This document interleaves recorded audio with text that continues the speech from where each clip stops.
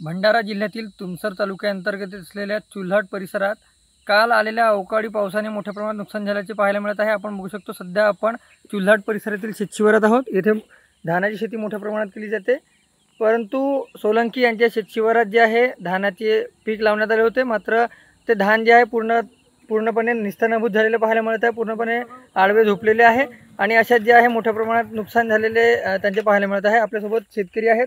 काय सांगाल सोलंकीजी, कशा प्रकारे तुमचे नुकसान झाले आहे, किती तुम्ही लागवड केली होती? सर, मी इंद्रपाल सिंग सोलंकी, राणा चुल्हाड, तुमसर तालुका।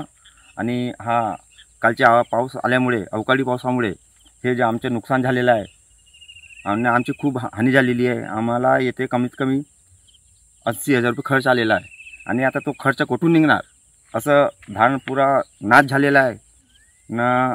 मी हेच अपेक्षा करतो शासनाकडून का त्यांनी हे सगळा सर्वे करून आम्हाला याची भरपाई मिळून द्यावी। नक्कीच आता जे 80,000 रुपयाची लागवड या शेतकऱ्यांनी केली होती ते पूर्णपणे जे आहे निस्तानाभूत झालेले आहे धान, आणि त्यामुळे मोठ्या प्रमाणात नुकसान झालेले पाहायला मिळत आहे। अशात नुकसान भरपाईसाठी जे आहे पंचनामे करून नुकसान भरपाई द्यावी अशी मागणी शेतकऱ्यांनी केलेली आहे। रुपेश सपाटे, TV9 मराठी, भंडारा।